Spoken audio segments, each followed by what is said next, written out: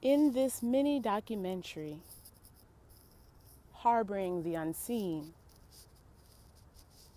the following will explore my own empathy for the shamed. It will allow persons who are interviewed to define shame, to explore how it is harbored and embodied, how to heal one's own. Um, okay. My name is Samantha. I would define shame, academically, at least, as interest or enjoyment that persists in the face of a barrier to that interest or enjoyment. Sorry, I study affect theory in school, and that's like a formal definition of shame from one of my favorite mid-century psychologists. But the basic idea is that you want something that you know that you can't have. And you continue to want it even after you're told you can't have it. Something that you don't want to talk about publicly, something that haunts you. Shame also defines you. And it because it's not that you did something wrong, but that you were not good enough. Mm-hmm.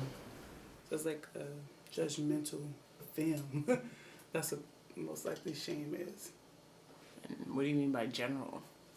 When I say general, it's like a general shame. Like, you ever heard of slut shaming? So it's like, I don't like this person because this is the ideal that I thought of how a quote-unquote woman should be, or male, or whatever it should be. So it's like a general thought based off systems. So I am ashamed to call myself a Black American, despite my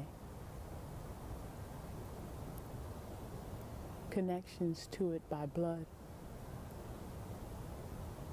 I am ashamed because politics of racial shame.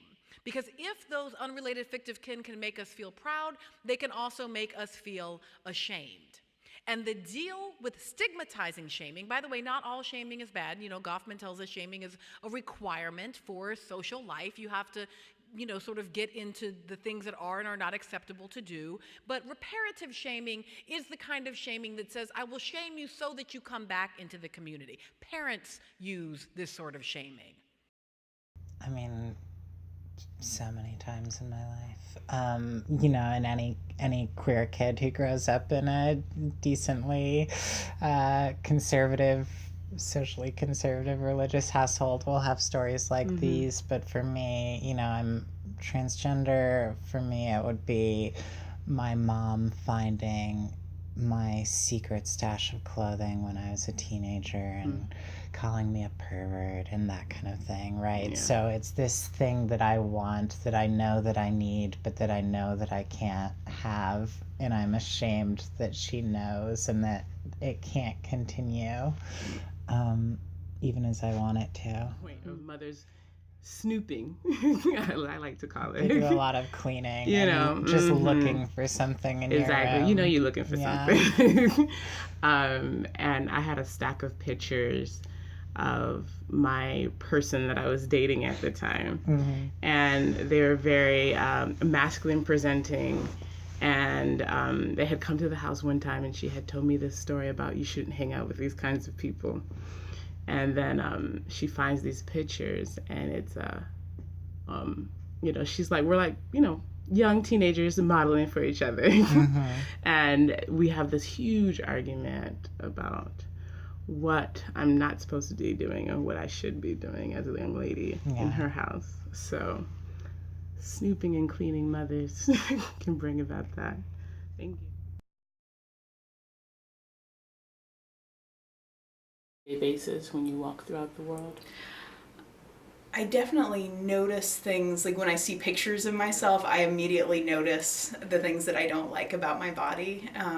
And so I feel like I'm not as conscious of that, but then if I see myself, I am.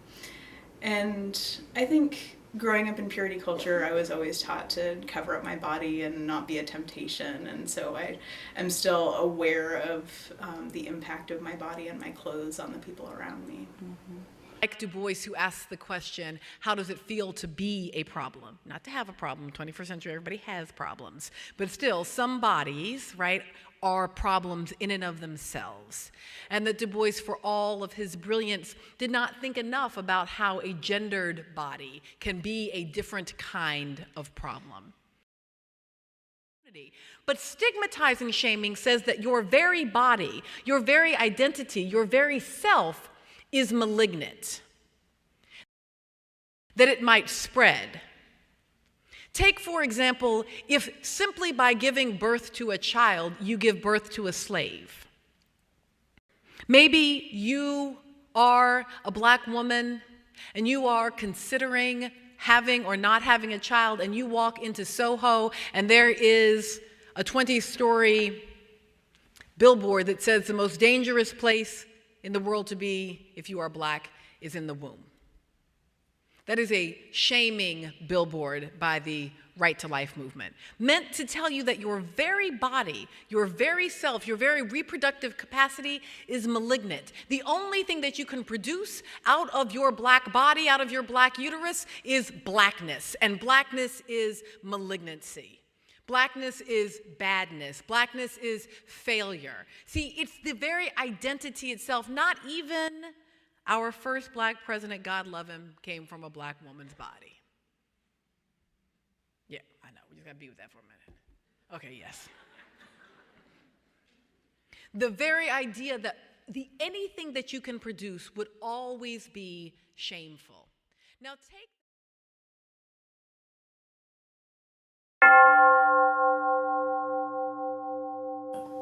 What do you think religious shame looks like? Oh, yeah. I've definitely dealt with religious shame, for sure.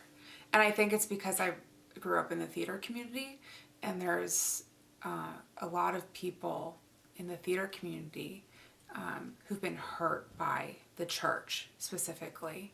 And there's something out there, there's some kind of tainted feeling or idea on religion that if you tell someone, I'm a Christian, or my mom's a pastor, there's this weird knee-jerk reaction that a lot of people make. And so it makes you not want to express or open up to them ever again about your religion. And you just ignore it and put it away. And it turns into shame because you are afraid to talk about it. Any form of queerness is taboo in Mormonism. There are two kinds of people that can't be baptized by a Mormon missionary: convicted murderers and people who've undergone a transsexual operation. So that just kind of shows you how seriously Mormonism takes any sort of tampering with the gender binary, right? Wow. Like, literally enshrined in their documents is the most gender essentialist statement possible, which is that they believe that gender is an eternal essence. They literally use the word essence to describe it. So, I mean, for me, growing up, I grew up knowing that doing anything with my gender apart from what was expected to me based on the sex I was assigned at birth was verboten. The minute you send in the I accept letter to seminary, there's this immediate veil that is put on you where you have to be perfect and resemble what a Christian is supposed to look like, right? The way I deal with that is I try to change people's idea of that. So if they make a comment like, oh, says the pastor, I'll be like, well, the thing is just because I'm going to seminary, that doesn't mean I'm not a sinner. It doesn't automatically erase your sin when you get ordained. You're still a person who has human nature attached to them. And people forget that when you go to seminary. I mean, I feel like that's why we see a lot of pastors acting out in sexual acts like we do, because they have this big weight on their shoulders of, I have to be perfect. And what ways in which you say that you're overcoming shame, and what ways do you consciously? So one of the things I've really tried to practice is being gentle with myself, and it helps for me to think of myself as a friend, because I will be much harder on myself than I'll be on anyone else that I know. And so if I can just take a step back and be like, you wouldn't treat your friend this way, why are you treating yourself this way? And just be gentle like that. And a passage that has been helpful for me in that is loving your neighbor as yourself. Like, I'm much nicer to my neighbor than I am to myself. And so treating myself as I would my neighbor has been a helpful practice for me. Lovely. Look at you. Good job. Good healing job. Good job. Working on it. Yeah, I understand. Yeah. A lot of heteronormative communities and spaces don't understand how much affirmation a person might need to just make it through the world, right? Or that I took with me from Mormonism, actually, oddly enough, is, you know, there's this thing that people said in Mormonism to people who are in like leadership positions. There was like, when you're talking to someone, like, assume that they're like deeply hurt, or like, and you're usually right. You know what I mean? And I think about the way that works in queer communities. You know, when I'm in queer communities and I'm talking with people and approaching them, or we're talking over a sensitive subject, I try to like, I try to not project my own privilege or experience, and just think like the person I'm talking to is like, could be in like immense emotional pain right now, and I need to like think about that and respect that. And that's a level of care that I encounter a lot, and I've been on the receiving end of a lot in queer communities, that just feels totally different in heteronormative communities, because there's such a baseline of privilege that everyone just assumes everyone is doing all right. Mm-hmm. I think we need to stop acting like there's this perfection veil. I think we need to get rid of the perfection veil and be honest with people. Like, I'm a person. I still shit all over my life, just like you do. And, you know, honestly, in the end, I think that makes us more real to our parishioners, or people that we work with, because you'll be able to empathize versus sympathize, because someone who's perfect can only sympathize with a sinner. Mm-hmm.